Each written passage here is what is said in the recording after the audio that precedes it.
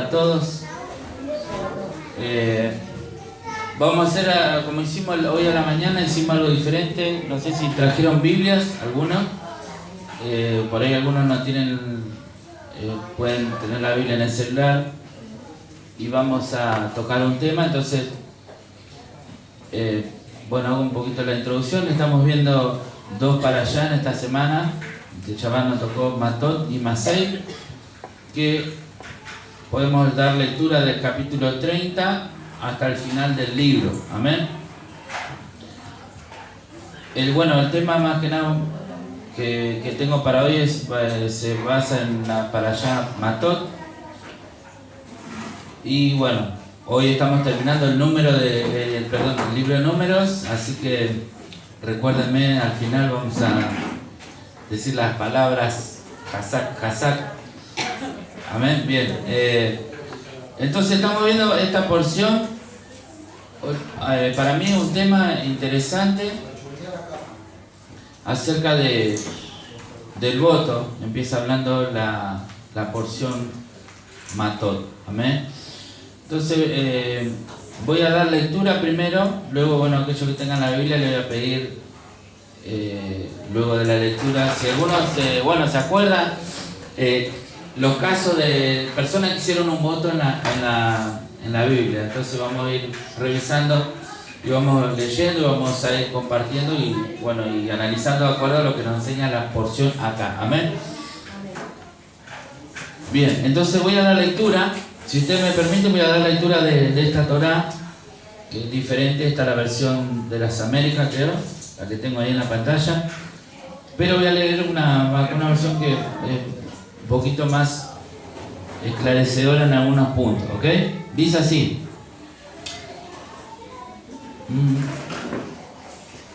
Moshe habló a los jefes de las tribus de los hijos de Israel diciendo: esto es lo que Dios ha ordenado respecto del principio que cuando una persona hace una promesa a Dios o un juramento para prohibirse algo que la Torá permite, no violará su palabra y debe actuar de conformidad con lo que sea que haya dicho. Regirán las siguientes reglas.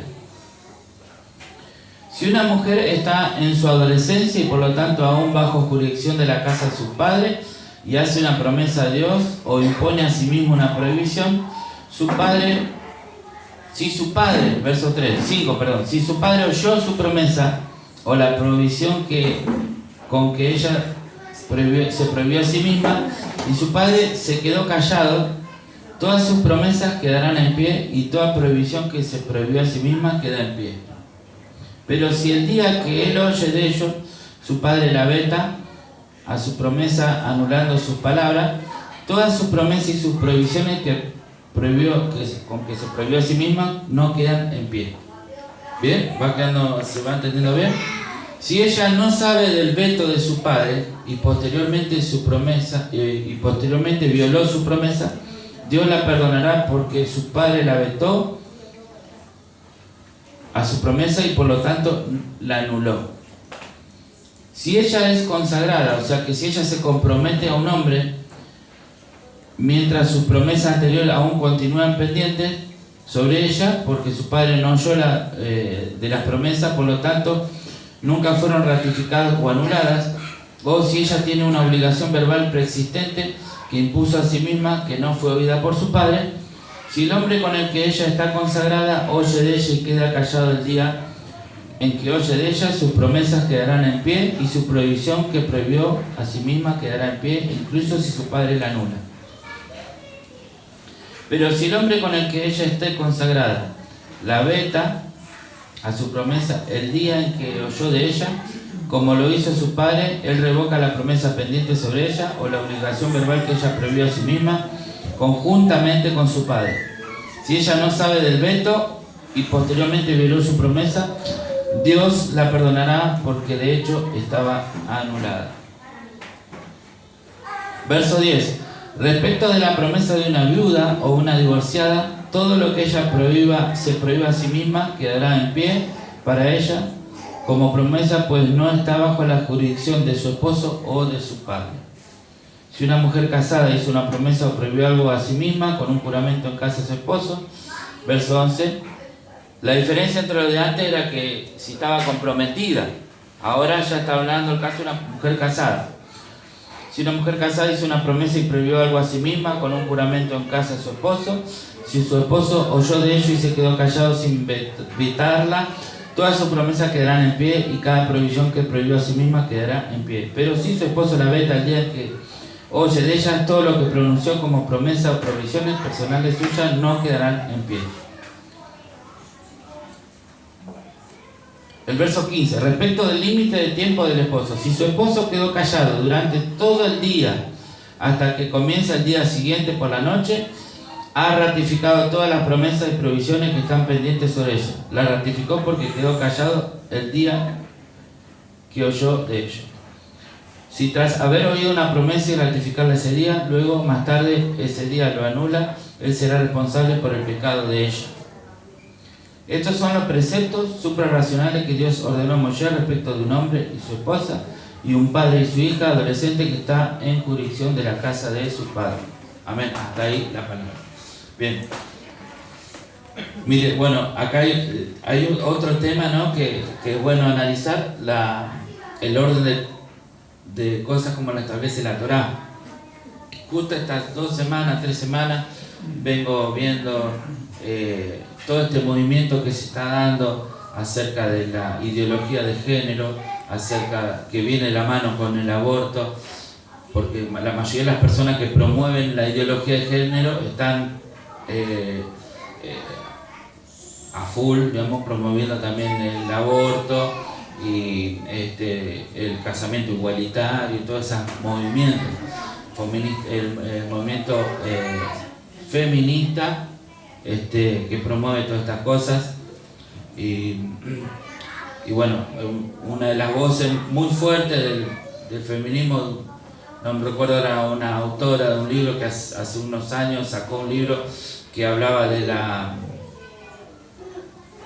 el patriarcado. O sea, que el patriarcado es el culpable de todos los males que vive la sociedad, que bueno, el patriarcado es... Bueno, y le hemos hecho que no es otra cosa que acá la Torá pone al adolescente bajo la jurisdicción, bajo la autoridad de un padre, y después de ahí pasa a la autoridad del marido, y después o sos viuda o sos divorciada. O sea que de la mano con la otra para allá que habíamos visto antes, donde se hace un censo, en donde se censan los varones. ¿Y por qué solamente los varones? Bueno, se entiende que detrás de cada varón hay una mujer y hay una familia. Entonces, la Torá o la vista que el Eterno hace acerca del ser humano es el hombre con su familia. Entonces, la familia es el núcleo, digamos, es la célula de la sociedad. Y hoy vemos que varios movimientos atentan directamente contra el núcleo o el formato establecido por Dios para que el hombre crezca, se desarrolle y procree.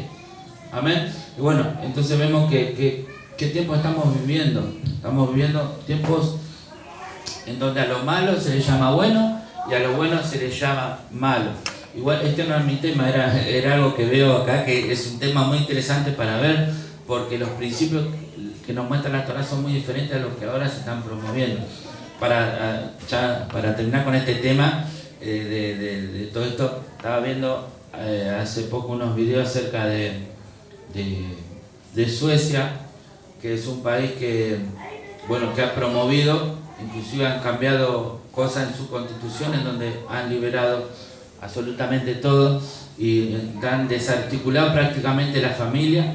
Han liberado a los hijos de los padres, a los padres de los hijos, a las personas de sus mayores, o sea que todos son libres. Entonces, un mundo en donde dice que un país, pero mejor dicho, donde por ahí la gente cae muerta y nadie se hace cargo porque no tiene ni un ser querido. O sea, llega un momento que son tan individuales, la gente anda tan sola por ahí que no tiene seres queridos, encuentra a las personas muertas en la casa de día y nadie se enteró porque viven una vida,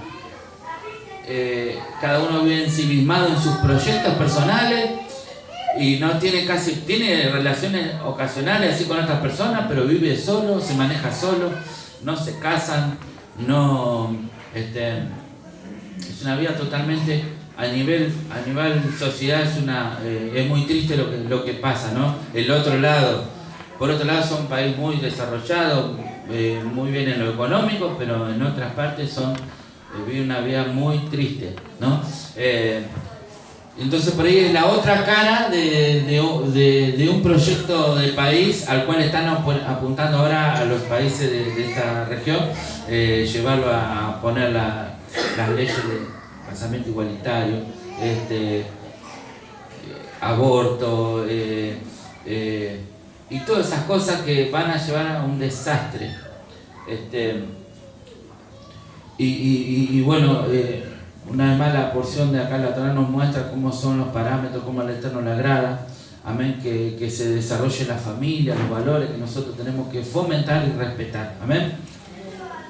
Pero bueno, más allá de ese, que es un tema interesante para hablarlo en profundidad, vamos a entrar, a hablar un poquito acerca de la importancia que le da acá la Torá a la palabra cuando uno dice algo, amén. Y bueno, que el Eterno nos ayude a que cada una de las cosas que nosotros prometamos la podemos cumplir, amén, porque es muy importante. En un mundo también donde, como la palabra no existe, entonces recurrimos a contratos escritos porque ya, y firmado y legalizado y con el sello, porque lamentablemente hoy en día la palabra ya no tiene el peso, no tiene el valor que tenía antes. Amén. Antes se hacía un contrato, un negocio o un compromiso de pago, lo que fuera, se hacía de palabra y la palabra se respetaba, pero hoy ya muy poco se ve eso. Amén.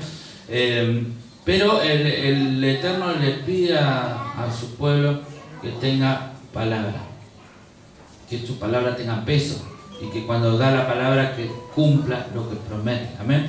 Bueno, entonces yo les había dicho, ¿alguien se acuerda de algún caso bíblico?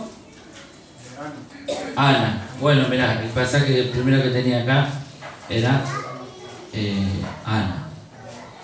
Pero bueno, antes de ir a Ana, mirá, tengo este pasaje en Eclesiastés capítulo 5, verso 1, dice: guarda tus pasos cuando vas a la casa de Dios, y acércate a escuchar en vez de ofrecer el sacrificio de los necios, porque estos no saben que hacen el mal. No te des prisa en hablar, ni se apresure tu corazón a proferir palabras delante de Dios, porque Dios está en el cielo y tú en la tierra, por tanto sean pocas tus palabras. Porque los sueños vienen de la mucha tarea, y la voz del necio de las muchas palabras. Cuando haces un voto a Dios, no tardes en cumplirlo, porque Él no se deleita en los necios. El voto que haces, cúmplelo. Es mejor que no hagas votos a que hagas votos y no los cumplas. No permitas que tu boca te haga pecar y no digas delante del mensajero de Dios que fue un error. ¿Por qué ha de enojarse Dios a causa de tu voz y destruir la obra de tus manos? Porque en los muchos sueños y en las muchas palabras hay vanidades. Tú, sin embargo, teme a Dios. Bueno, venimos, hermanos, muchos de nosotros venimos de iglesias en donde se acostumbraba, no sé si a usted le habrá pasado también, donde se acostumbraba a comprometer a la gente con un sinfín de cosas. ¿Cuánto levantan la mano? Se hacen voto, hacen pacto que van a diezmar el doble, a ver, por 3 años. ¿Cuántos pactan con el Señor que van a hacer esto y van a hacer la otra? Y entonces, y a veces por unión capaz te hacen prometer no sé cuántas cosas que a la otra semana capaz muchos ni se acuerdan ni lo que prometieron. Yo tristemente, hermano, le puedo decir que llegó un momento que, le prometí tantas cosas a Dios que iba a hacer, que ya ni sabía tantas cosas que le había prometido. Obviamente después que ya ni lo hacía absolutamente ni una de esas de todas, escuché decir a algunos hermanos, tristemente, uno por ahí lo puede tomar livianamente, personas que han prometido dar, en vez del diezmo, el doble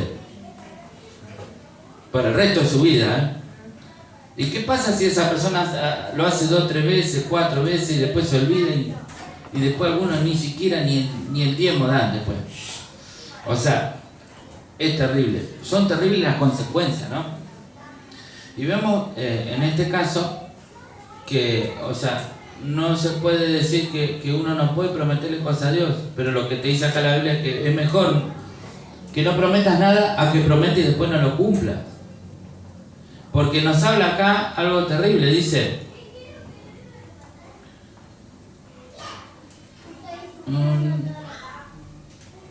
¿por qué ha de enojarse Dios a causa de tu voz y destruir la obra de tus manos? O sea, no permitas que tu boca te haga pecar y no digas delante del mensajero de Dios que fue un error. O sea, vemos acá, nos da a entender esto, que el mensajero es un ángel que está, se ve que está ahí cuando uno promete y no cumple. Hay un ángel que toma cierta acción, ¿no? Y dice, si vos prometés y no cumplís y un ángel toma una acción, porque eso trae ruina, no podés después decir, no, fue un error, me equivoqué. Entonces acá nos da a entender que bueno, la falta de cumplimiento de las promesas trae ruina, trae miseria, trae esta situación que creo que nadie la desea, ¿no? Entonces ahí vamos a ver el caso de Ana, y vamos a ver que en el caso de la adolescente, la joven que está bajo su padre y la casada, el Eterno como que le tira una soga de escape, una vía de escape le da. No así los varones, lamentablemente, ¿no? A los varones no hay ni una soga de escape. Cuando prometió, el angelito ese está ahí, me parece, ¿no? Acá de Eclesiastés, está, no podemos decir, no, me equivoqué, no. O sea, hay que pensarlo y hay que tomarlo muy en serio. Por eso la Escritura no por nada dedica una porción para hablarnos de este tema. Amén. Bueno, lo primero que me gustaría ver, y entonces tengo el texto que me decía Walter acerca de Ana. Vamos a ver que la Torá regula y da reglas acerca de los votos o de las promesas que uno le hace al Eterno.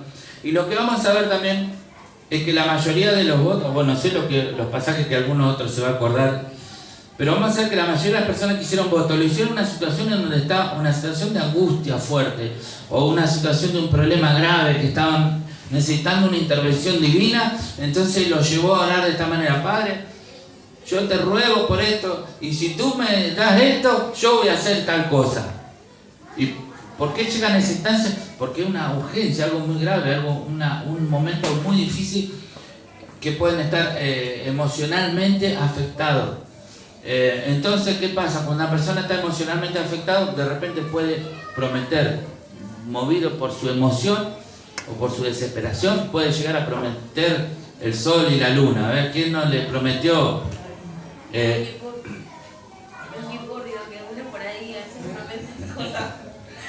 Pero a ver, aquel, el novio que para conquistarla le prometió el sol y la luna y las estrellas. Por ti viajaré a la luna. Y después no quería ni ir a la esquina. Bueno, no. Olvidemos las cosas malas, hermano. Absolvamos a aquellos, amén. Bueno, no, pero lo que quería decir que en una instancia donde uno está desesperado, está angustiado, o está en un peligro muy grande, es muy factible que uno por ahí prometa algo exagerado. Por eso entiendo que la Torá le da una vía de escape a la adolescente y a la mujer casada, porque esa persona que lo ve de afuera, el padre, puede llegar a ver que no, esta chica se está metiendo en un lío, entonces yo anulo esa promesa que hice, la anulo y la cancelo, y el Eterno perdona, ¿no? Hay un dicho que dice que el que calla otorga. Bueno, creo que está basado acá, ¿no? Porque acá si el padre o el comprometido o el marido, cuando se entera, calla, entonces quiere decir que aprueba. Y si pasa más de un día y no dijo nada, eso queda asentado, queda firme, ¿no? Entonces vamos a leer. Pero Ana se levantó después de haber comido y bebido en Silo, y mientras el sacerdote Elí estaba sentado en la silla junto al poste de la puerta del templo del Señor. Estoy leyendo 1 Samuel 1:9, ahora paso al 10. Ella, muy angustiada, oraba al Señor y lloraba amargamente. ¿Cómo estaba? Muy angustiada, porque resulta ser que el hombre este tenía otra mujer y esa otra mujer tenía hijos y ella no los tenía.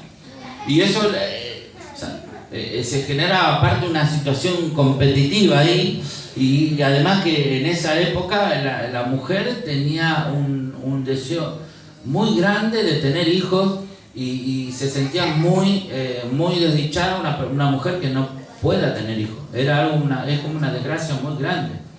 Hoy quizás es al revés, las mujeres, los matrimonios no quieren tener hijos, o bueno, más adelante, algún día, en algún momento, 1, 2, qué sé yo, bueno, pero no hay, hoy no vemos la mujer que anda proyectando tener muchos hijos, como en aquel entonces sí, era algo que estaba en el corazón de las mujeres, ¿no? Entonces ella estaba muy angustiada, además porque la otra mujer de este varón tenía hijos y ella no lo tenía. Inclusive dice que este hombre amaba a Ana y le daba todo para que no se sienta mal, pero ella nada, ni un regalo, ni un bien, nada que él le podía dar podía aplacar ese anhelo que ella tenía de tener este hijo. Y en esta situación dice que hizo un voto, verso 11, hizo un voto y dijo: oh Señor de los ejércitos, si tú te dignas mirar la aflicción de tu sierva, te recuerdas a mí y no te olvidas de tu sierva, sino que das un hijo a tu sierva, yo lo dedicaré al Señor por todos los días de su vida y nunca pasará navaja sobre su cabeza. Ojo acá que está haciendo una promesa fuerte, o sea, no estaba diciendo, bueno, voy a llevar una ofrenda, me voy a ir de rodillas hasta el Jerusalén, no. O sea, eso que tanto amaba al final iba a ir y lo iba a entregar en el templo y lo iba a dejar al servicio de Dios. También era un voto, dice, pero ellos querían, estaba haciendo un voto, ¿ven? Y mientras ella continuaba en oración delante del Señor, bueno, Elí interpretó que estaba ebria, y bueno, finalmente en el verso 17, Elí le dijo: ve en paz y que el Dios de Israel te conceda la petición que le has hecho. Verso 20, a su debido tiempo, después de haber concebido, Ana dio a luz un hijo y le puso por nombre Samuel, diciendo: porque se lo ha pedido al Señor. Y subió el varón Elcana con toda su casa para ofrecer al Señor el sacrificio anual y a pagar su voto, pero Ana no subió, pues dijo a su marido. Y ahí es donde quizás ella le comentó que hizo un voto, que ese hijo lo iba a entregar después que lo destete, ¿no? Entonces dijo: no subiré hasta que el niño sea destetado, entonces lo llevaré para que se presente delante del Señor y se quede allí para siempre. Y Elcana, su marido, le dijo: haz lo que mejor te parezca. O sea, ahí el día que él se enteró, él dijo, bueno, o sea, cayó, no lo anuló, quedó en pie el voto que ella había hecho. Qué marido, qué buen marido que era, ¿no? Era bien condescendiente con su... Qué bueno, la verdad que... Qué bueno. Bueno, entonces, no, pero digo, bueno, acá debemos aplicar bien esta parte del voto. La hermana me mira... vemos cómo podríamos aplicar el voto, ¿no? El varón tuvo la oportunidad de anularlo, no lo hizo y dejó que eso quedara en pie. ¿Alguien se acuerda de otro caso?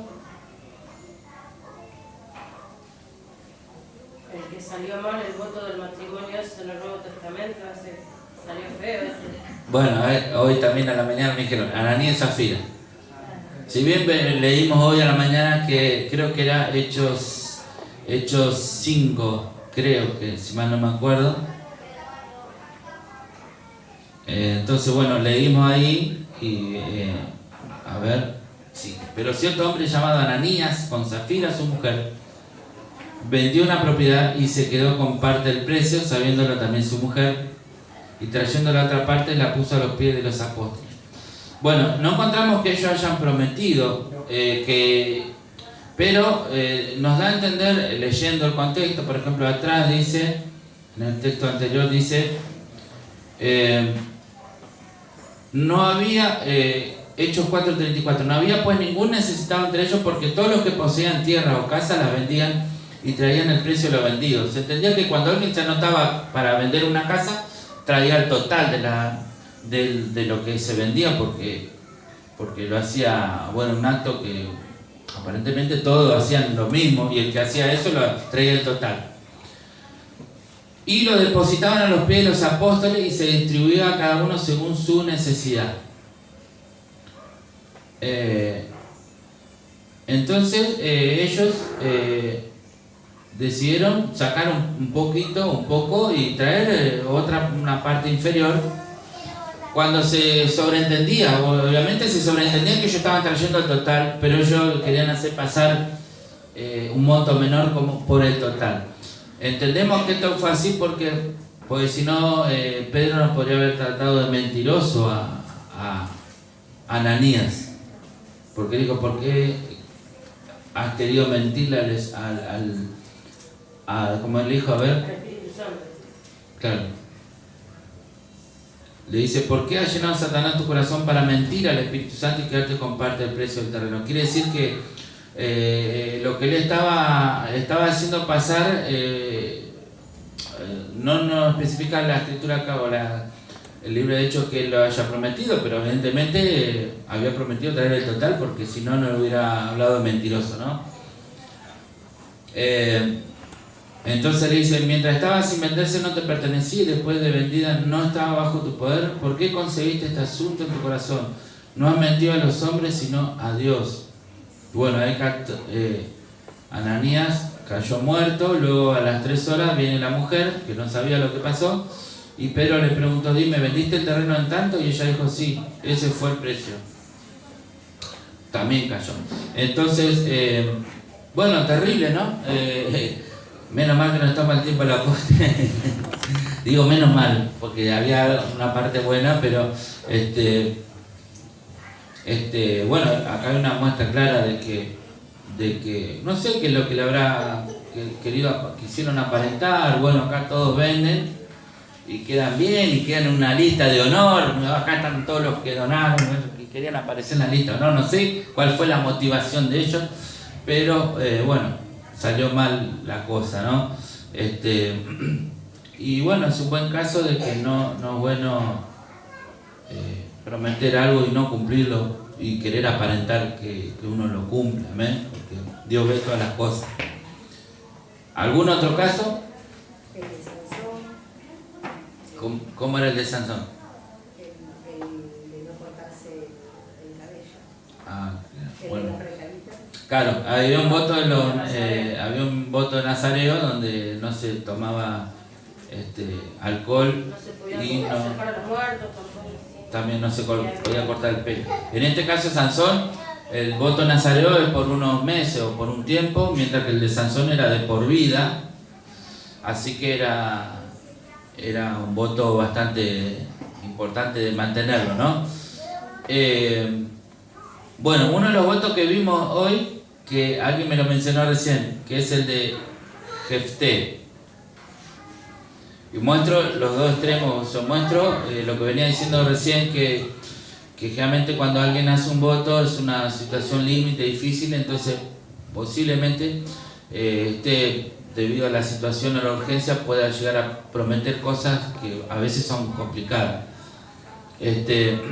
Alguien decía, ¿no?, que en un momento emotivo, en un momento de alegría, no hay que hacer promesas ni hacerse metas, porque en un momento salió campeón Argentina y en esa alegría que uno está y aparece uno y dice, quédate tranquilo, yo la semana que viene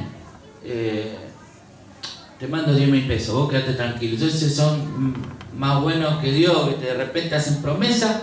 ¿Por qué? Porque está en un estado de alegría, de emoción. Entonces en ese estado de alegría el tipo que se cree que es re bueno, le sale la bondad, le sale con los poros de la piel la bondad, y de repente si llega a ocurrir algo va a prometer cualquier cosa. Después se le pasó la emoción, al otro día, a la semana le pasó algo negativo, ponerle cambió, ¿viste? Y Le cambiaron el humor, la emoción y después ya después se dio cuenta con la realidad que no le da el cuero para cumplir todas esas cosas que prometió. Entonces es muy interesante que nosotros no nos dejemos llevar por las emociones. Eclesiastés 5.1 le dice bien claro que cuando vayamos a la casa de Dios seamos más prontos para oír que para hacer. Dice acá bien claro, dice para ofrecer el sacrificio de los necios. ¿Cuál es el sacrificio de los necios? Prometer cosas que no podés hacer. Hacer votos que no puedes cumplir, que después traen, ¿qué cosas? Traen tu propia ruina. Entonces esto está muy fuerte. Miren lo que prometió este hombre Jefté, esto es terrible. Y Jefté hizo un voto al Señor, o sea, había un enemigo que estaba atacando. Conocemos el libro de los jueces, se trata generalmente, bueno, enemigos que se levantan en contra de Israel y que el Eterno levantó un juez y lo apoyaba para que libere a su pueblo Israel de sus enemigos, ¿no? En este caso Jefté fue llamado, fue puesto por jefe para que los libere de unos enemigos que estaban amenazando.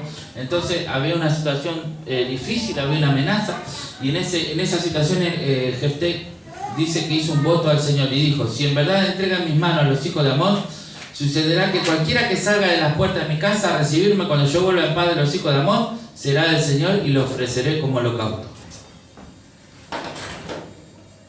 Fíjate la locura de este hombre. O sea que fíjate vos que en un momento de emoción uno puede decir y pensar y prometer cualquier cosa. O sea que podía salir cualquier persona ahí y el tipo está prometiendo que va a entregar en sacrificio a cualquier persona que lo salga a recibir cuando él vuelva. Bueno, y dice que Jefté cruzó donde estaban los hijos de Amón para pelear contra ellos y el Señor los entregó en sus manos.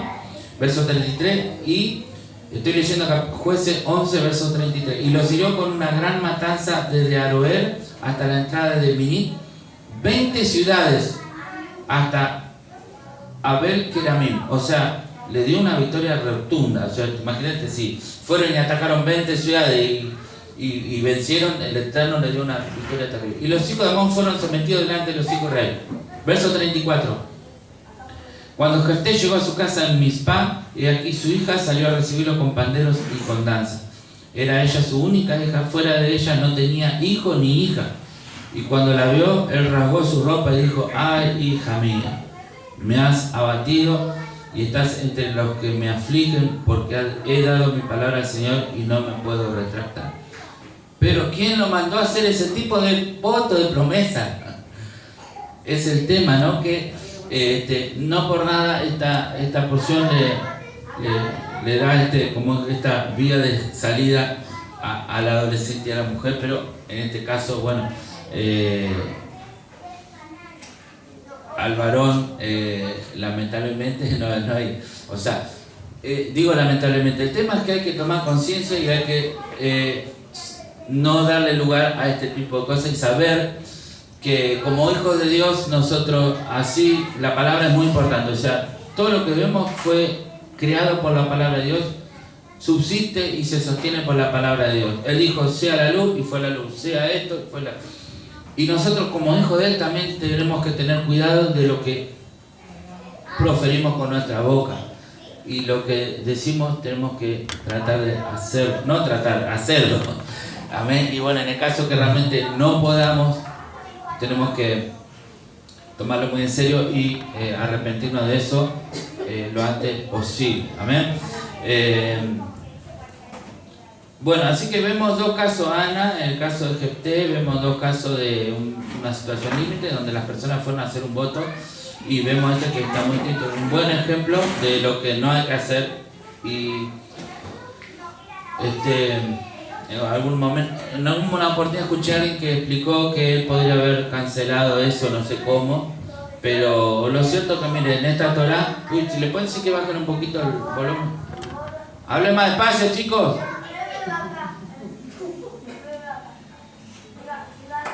Bueno, dice acá, miren un comentario: ¿es conveniente que una persona haga promesas? Las promesas son un cerco para la abstinencia, dice en una parte. Y en otra parte, otro escritor, en el Talmud, Yerushalmi, dice, ¿no te basta con lo que la Torá te prohibió, que deseas prohibirte también otras cosas? ¿No? Entonces hay que pensarlo, o obligarte a hacer cosas que no manda la Torá. En una parte, acá Rashi, por ejemplo, hace la interpretación que como dice Moshe habló a los jefes de las tribus de los hijos de Israel, diciendo, entonces él interpreta que como le habló a los jefes, ¿por qué le habló a los jefes? Porque de alguna manera él estaba poniendo a los jefes para que los varones que no tienen quien los sirva puedan ir a los jefes y poder, digamos, quedar absueltos de alguna promesa. Pero tenemos otro, en la Mishnah dice, el principio rabínico de liberar una promesa pidiéndoselo a un experto flota en el aire, es decir, no tiene base real en las escrituras. O sea que el mismo judaísmo, parte del judaísmo dice que eso no tiene base bíblica.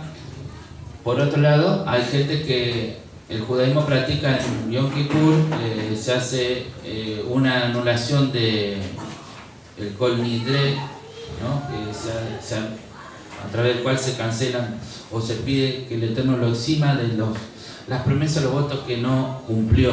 ¿Okay? Porque Freddy, sí. La mujer lo redime el varón, el esposo.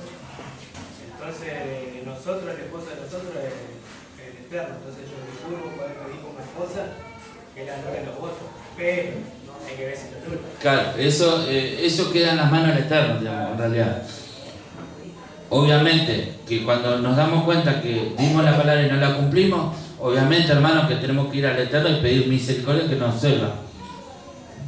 Y Él sabrá lo que va a hacer con cada uno y bueno, y Él nos hará sentir en nuestro alma, en nuestro espíritu, si Él nos dio o no, nos absolvió, ¿no? Entonces, pero siempre en cuanto podamos, o que eso al menos sea postergado para poder ser cumplido más adelante, ¿no? Pero bueno, bíblicamente yo no tengo una base para decir, hermano, prometan, tranquilo, hermano, total, si después no cumplen, van y le piden perdón a Dios y ya está, y Él lo va a absolver de todo, ¿no? Porque esa no es la idea. La idea es que nosotros cuidemos nuestra boca y no metamos compromisos que no podemos cumplir, y luego si llega el caso que lo hayamos hecho, busquemos el favor del Eterno y la gracia de Él para que no nos condene por este tema. Amén. Con respecto a esto les puedo mostrar algo.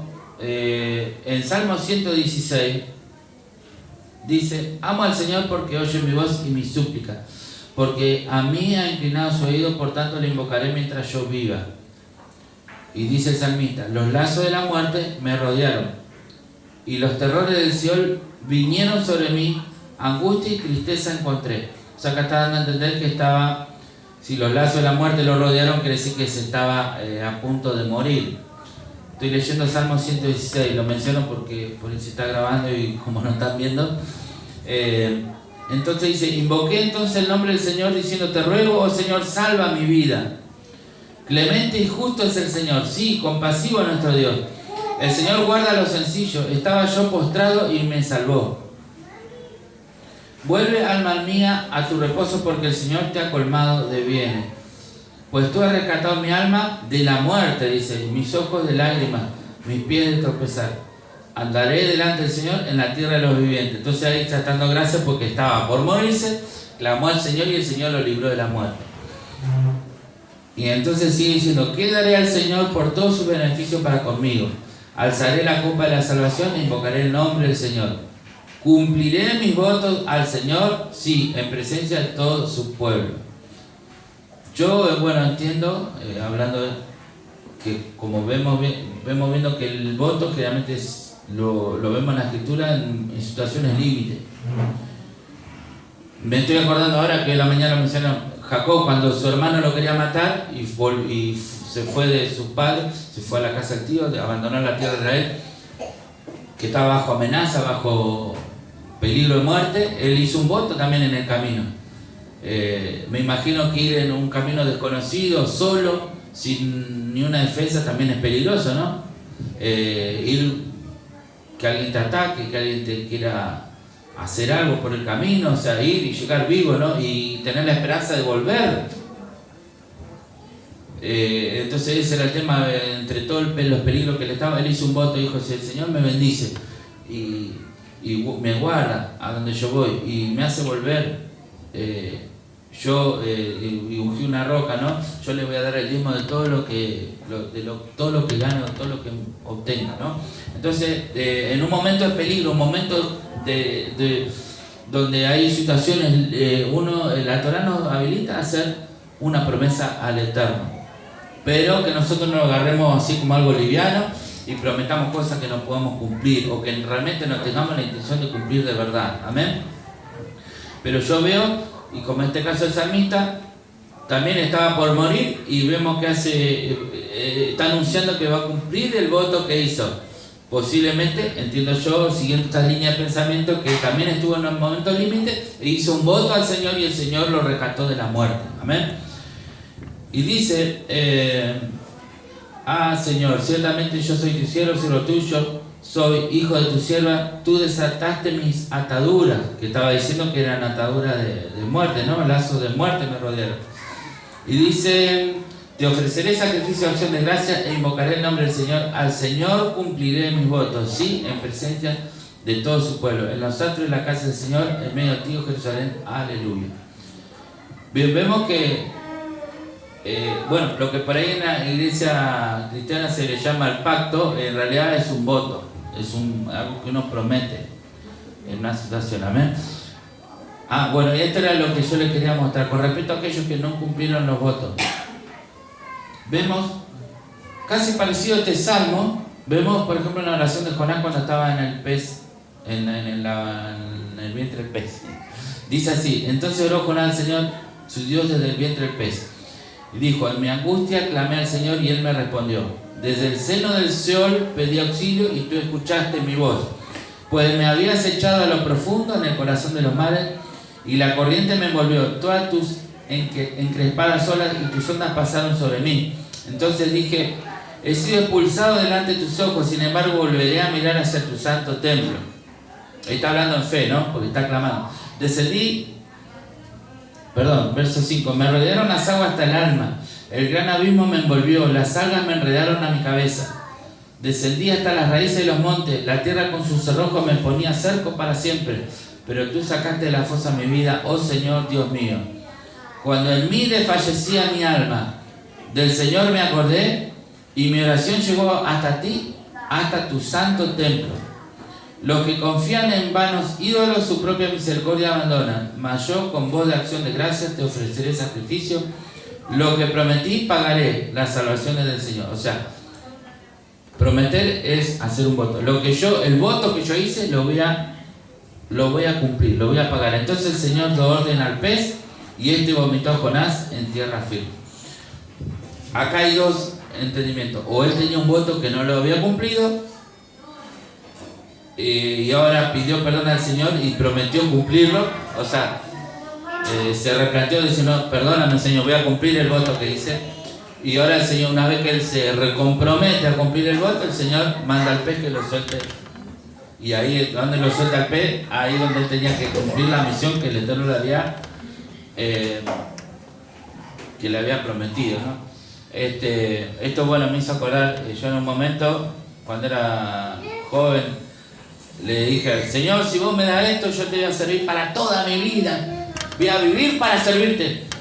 Y después me aparté 2 veces, como 8 años estuve apartado, y ahí el Eterno me tuvo que traer tuve que volver, ¿no? O sea, mi promesa la tengo que cumplir porque hice un voto al Señor de servirlo. Amén.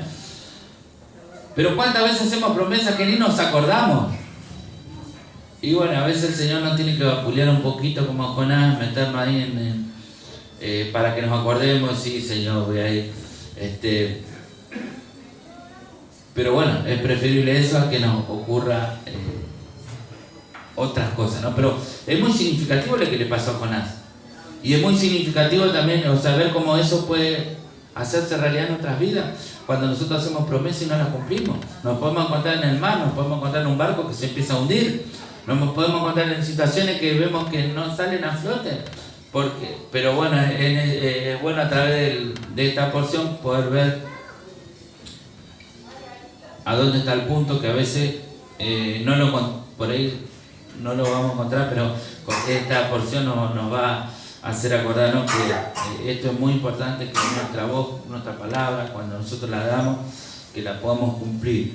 A veces por ahí le decimos, cuando uno quiere salir y el hijito quiere ir, y vos sabés que no lo puedes llevar, y decir, quedate que yo ahora cuando vuelva te voy a traer un bombón y te voy a traer, y después resulta que no, le decís cualquier cosa con tal que convencerlo de Carlos, pero después cuando volvés, ¿y qué pasó con el bombón? Uy, no, bueno, estaba cerrado, se pinchó la rueda del tren, no sé, cualquier cosa. Pero esos detalles hay que tener cuidado porque nuestra palabra tiene... Nosotros somos reflejo, el Padre, para el Hijo es el reflejo del Padre Celestial, y la imagen que nosotros le damos es la imagen que Él va a tener del Padre Celestial también, inconscientemente, ¿no? Entonces, nosotros tenemos que reflejar de la mejor manera a nuestro Padre del cielo, para que ellos crean también en Él y no duden, amén, por ver nuestros mal ejemplos o nuestra falta de palabra, amén. Y vemos también, me parece muy interesante esta porción, porque en vista veo que hay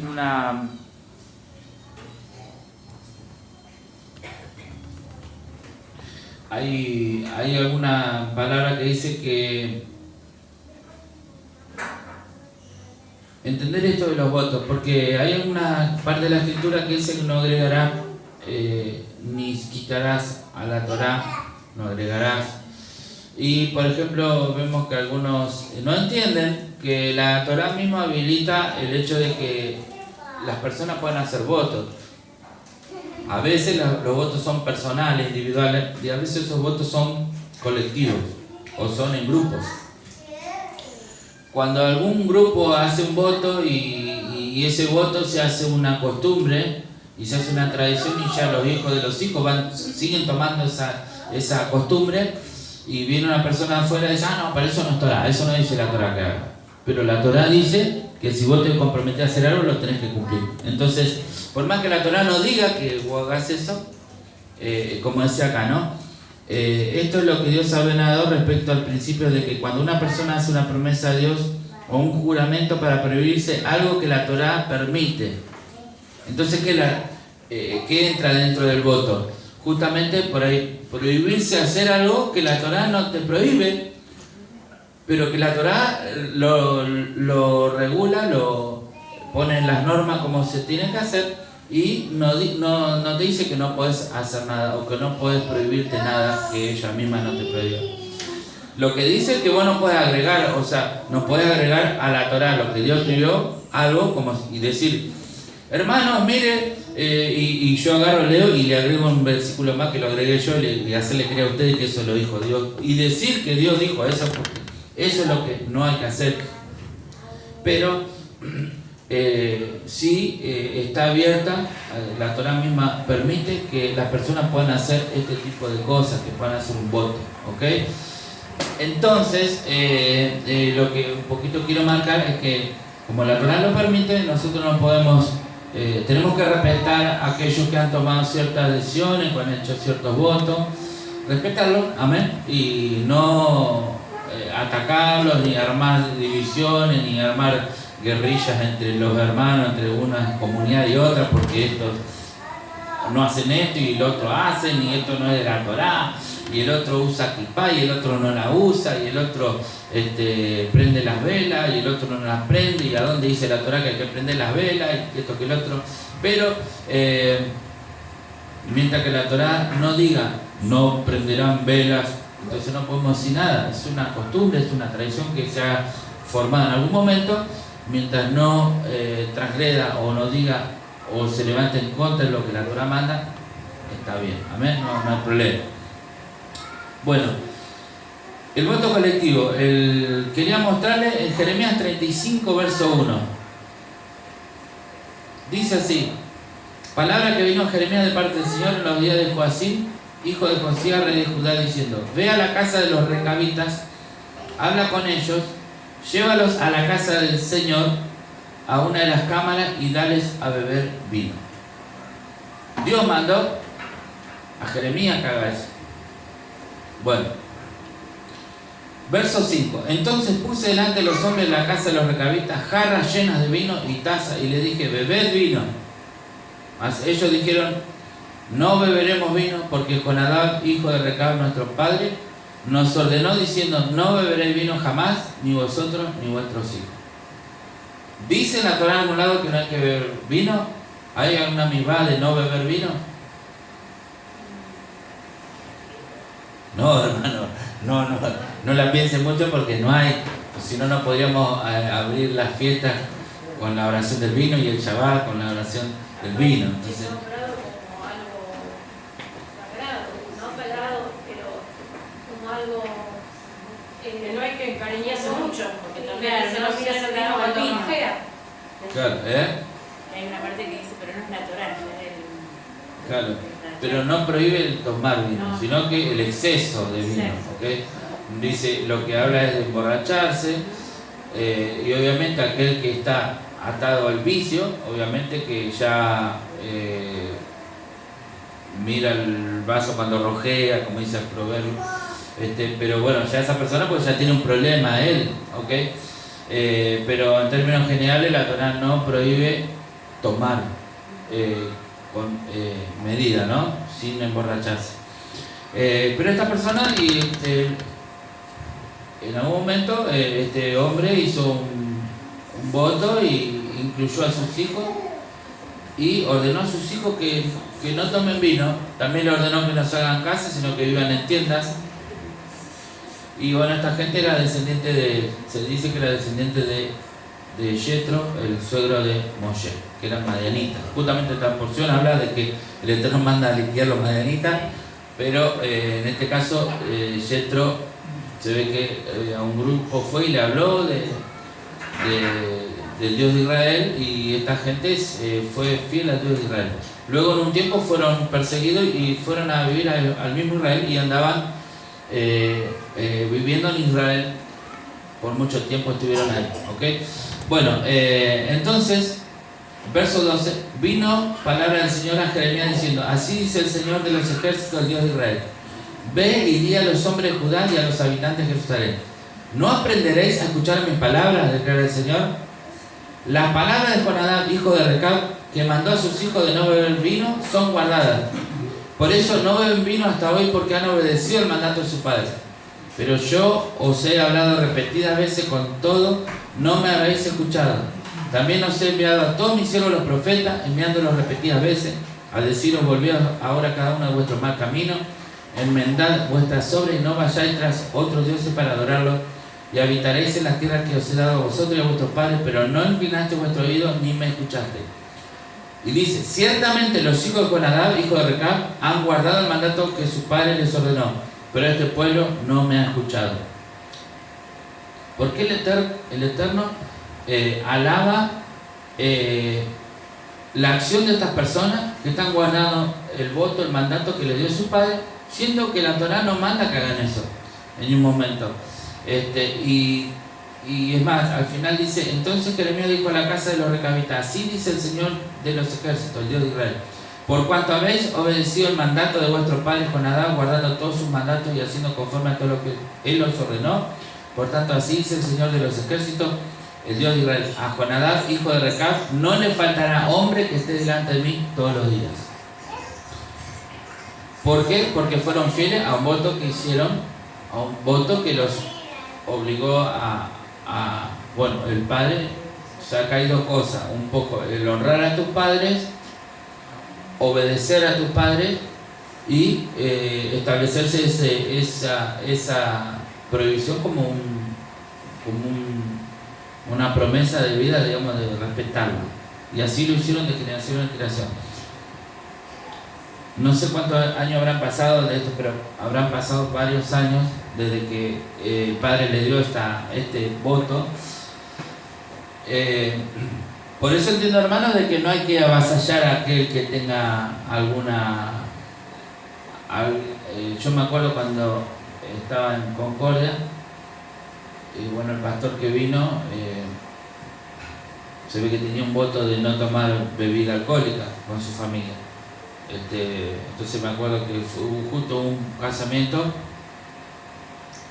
pues yo estaba ahí cuando él lo pusieron ahí de pastor y no sabía sus costumbres. Bueno, pero al tiempo hubo un casamiento, entonces en ese casamiento a mí me dieron, había ahí para tomar, yo tomé, y bueno, después tuvimos una charla, y bueno, en donde él me manifestaba que no, bueno, que el tema de tomar vino, como que no, por ahí la postura era que no, viste, que no se podía. Pero bueno, después, hablando, lo que me llegó a decir que le había hecho un voto cuando conoció al Señor de no tomar vino. Bueno, el tema es que si yo hago un voto, porque no sé por qué motivo, porque yo tengo una debilidad con el alcohol, yo no puedo proyectarle esa debilidad a todos los demás y pretender que todos los demás dejen de tomar vino porque yo no lo tomo. ¿Por qué? Porque si tomo un vaso no paro más y me tomo 5 litros después y termino borracho. Entonces yo no puedo demonizar eso y decir, bueno, si vos tomás, estás en pecado.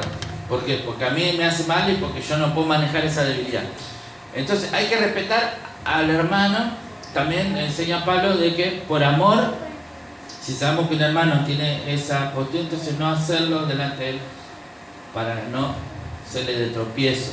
Amén.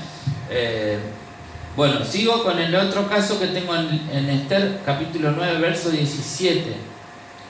Vamos a ver acá claramente, estoy hablando de votos colectivos, ¿no? O promesas que de repente la hace una persona y las baja a sus hijos y se transforma en una norma para un grupo de personas.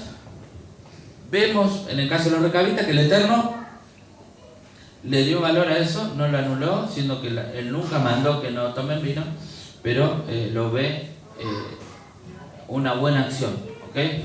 En Esther 9:17 dice: esto sucedió el día 13 del mes de Adar y el día 14 descansaron y lo proclamaron día de banquete y de regocijo. ¿Quiénes lo proclamaron? Vamos acá en principio que por lo que viene hablando, los que iniciaron a proclamar esto fueron la gente que vio lo que el Eterno hizo. Dice: pero los judíos que se hallaban en Susa se reunieron el 13 y el 14 del mismo mes y descansaron el día 15 y lo proclamaron día de banquete y de regocijo. Entonces, ¿quiénes son los que proclamaron esto? Los judíos. O sea, no había fue algo colectivo que proclamaron que a partir de ese día se hace banquete y de regocijo. Ahora, pregunta.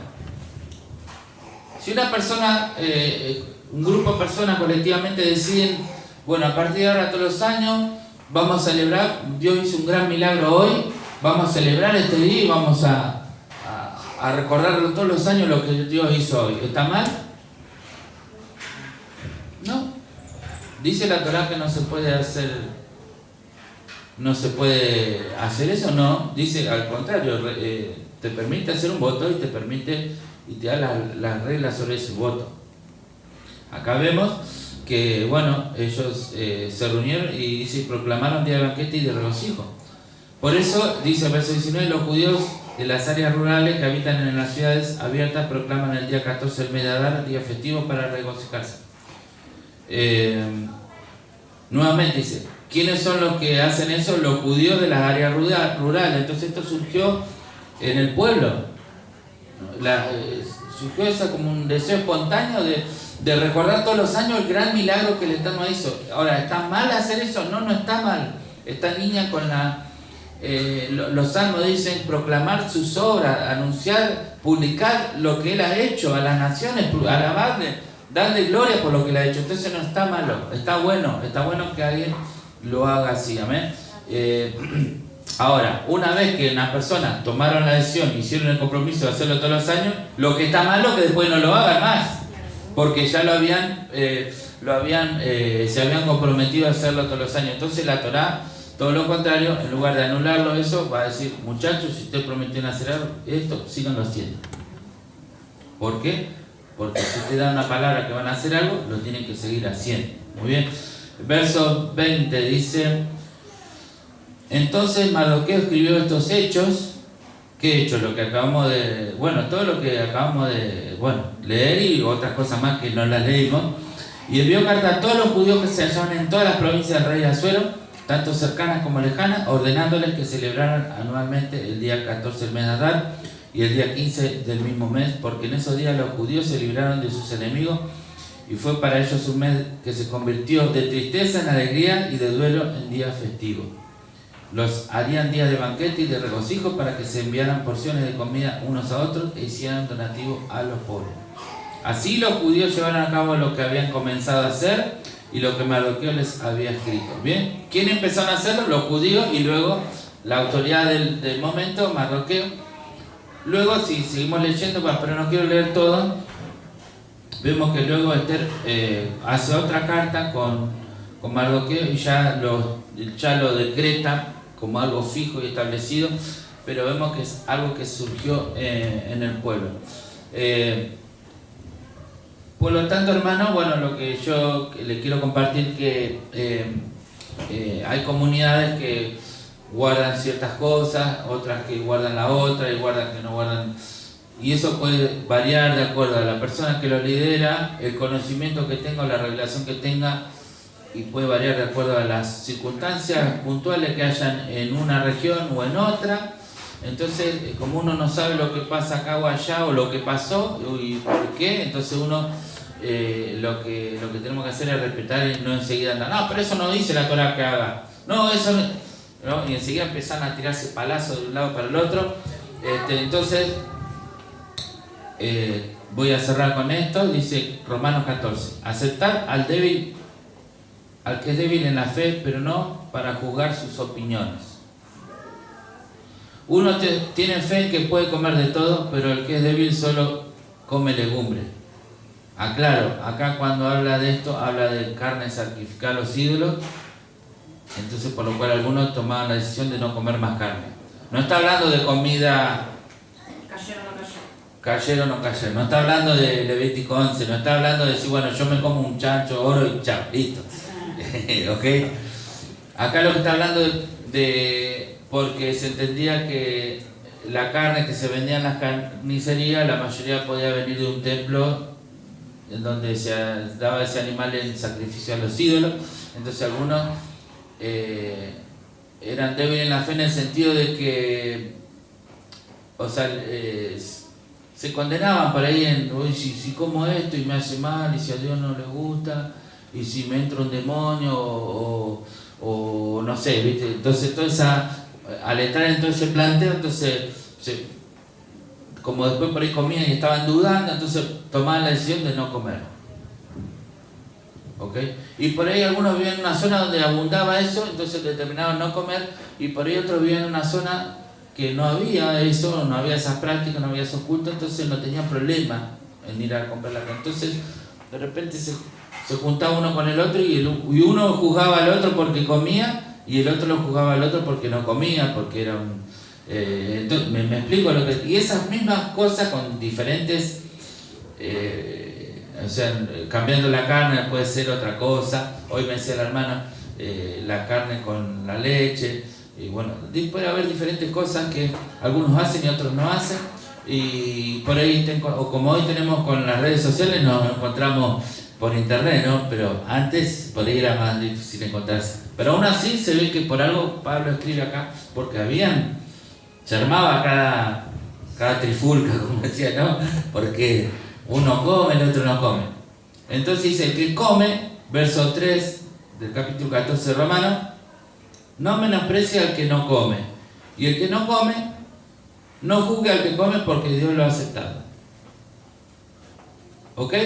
Entonces, cada uno sabrá por qué come o por qué deja de comer. No nos toca a nosotros andar especulando con esos temas. Uno juzga que un día es superior a otro, otro juzga igual de todos los días. Cada cual esté plenamente convencido según su propio sentido. Otra vez, realmente van a tomar esto para decir, ve que el Shabbat no importa si yo guardo el domingo. Porque encontré uno y dice, no, yo el día de reposo hay que guardar un día en la semana, pero bueno, vos elegís qué día se lo vas a dedicar a Dios y lo guardás y listo, ¿no? No, pero acá está hablando otra cosa. Algunos dedicaban días de ayuno fijo. Se ve los judíos dedicaban ciertos días y después surgió los gentiles, por ahí cuando se empezaron a separar un poquito, empezaron a poner otro día. Entonces, no, yo guardo tal día, no, yo guardo tal día. Entonces empezó a haber una disputa por los días. No, este día mejor. Ahora, por ejemplo, tenemos cuando hacemos la cuenta del Homer, uno dice, no, es el otro día después de Pesaj. No, es el otro día después del Shabbat semanal. Entonces tenés uno que van contando por allá, el otro que van cantando por acá. Entonces unos dicen que es un día, el otro dicen que es otro día. Y los que están en un día los mandan al infierno a todos los que cuentan allá y viceversa. Entonces dice, ¿qué dice Pablo? El que guarda cierto día para el Señor lo guarda y el que come para el Señor come, pues da gracias a Dios, y el que no come para el Señor se abstiene y da gracias a Dios. De modo que cada uno de nosotros dará a Dios cuenta de sí mismo. Por consiguiente, ya no nos juzguemos los unos a los otros, sino más bien decidir esto: no poner obstáculo o piedra de tropiezo al hermano. Amén. De manera que cada uno de nosotros responderá de sus propios actos. Así que ya no nos juzguemos más los unos a los otros. Al contrario, tomad como norma de vida. Tomad como norma de vida no poner tropiezo u ocasión de caer al hermano. Amén o no amén. Yo sé y confío en el Adón Yeshua que nada es inmundo en sí mismo, mas para el que piensa que algo es inmundo, para él es inmundo. Pero si por causa de la comida de tu hermano tropieza, ya no andas conforme al amor, no hagas que por la comida tuya se salga del camino aquel por quien Mashiach murió. No sea pues vituperado vuestro bien, porque el reino de Dios no es comida ni bebida, sino justicia, paz y gozo en el Ruach HaKodesh. Amén. Porque el que sirve al Mashiach de esta forma agrada a Dios y gana el respaldo de los hombres. ¿Cuántos dicen amén? Esto para mí es muy viene justo con estos temas que estamos hablando. Así que sigamos lo que contribuye al shalom y a la edificación mutua. ¿Cuántos dicen amén? No hagas daño a la obra de Dios por causa de la comida. Todas las cosas a la verdad son limpias, pero es malo que el hombre haga tropezar a otros con lo que come. Bueno es no comer carne, ni beber vino, ni nada en que tu hermano tropiece. Pero no hay escritura para decir que está prohibido. ¿Amén? Él dice, reconoce que es bueno no comer carne, ni beber ni vino. Dice, ¿tienes tu confianza que algo es como piensas que es? Tenía privadamente delante de Dios. Tenla privadamente delante de Dios. Bendecido es el que no se condena a sí mismo en lo que aprueba. Pero el que duda sobre lo que come es condenado porque no comió convencido por fe, y todo lo que nos proviene de absoluta convicción es pecado. Amén. Bien, entonces un poquito esto está bueno porque cuando a veces yo, en mi caso, adoptamos acá la fiesta de Purim, adoptamos la fiesta de Hanukkah, que no están en la Torah. ¿Pero por qué las adoptamos? Porque están en línea con la Torah. Purim se celebra también la victoria sobre este descendiente de Amalek. Entonces la Torah dice que iba a haber una guerra interna con Amalek y que escribió un libro memorial, ¿no? Para que recuerde el pueblo de Israel que iba a tener una guerra. Entonces, celebrar que Dios le dio la victoria a Israel sobre Amalek me parece que está en línea con la Torah. Y además está en línea con el tema que le estaba mostrando recién, que uno puede hacer un voto y puede hacerlo también colectivo, y mientras que no contradiga lo que la Torah dice, no hay ningún problema. Y bueno, vemos que algunos, cuando de repente, no sé si a alguno le ha pasado, en el Facebook saluda por una fiesta de estas dos y salta alguno: esa no manda la Torah, no, eso no es una fiesta del Eterno, y sale argumentar cosas de acá para allá. Hermano, respétense. Como dice acá Pablo, tomad como norma de conducta seguir la paz, amén, no poner tropiezo a nadie, y sigamos lo que contribuye al shalom y a la edificación. ¿Te gusta celebrar Hanukkah? Vení, celebremos juntos. ¿No te gusta? Bueno, shalom, hermano, que el Eterno te bendiga. Amén. Y bueno, volviendo a lo otro, no tomar valor en la palabra, como le dijo el Eterno a Jeremías, que si entresacas lo precioso y lo vil, entonces serás como mi boca. Amén. Y que así nosotros podamos hacer, que nuestra boca pueda ser el reflejo de la boca del Eterno, y que lo que salga de nuestra boca sea así y que sea amén. Amén. Nos ponemos bien esta noche. Padre Eterno, te damos gracias por tu Torá, gracias por todo lo que tú nos enseñas.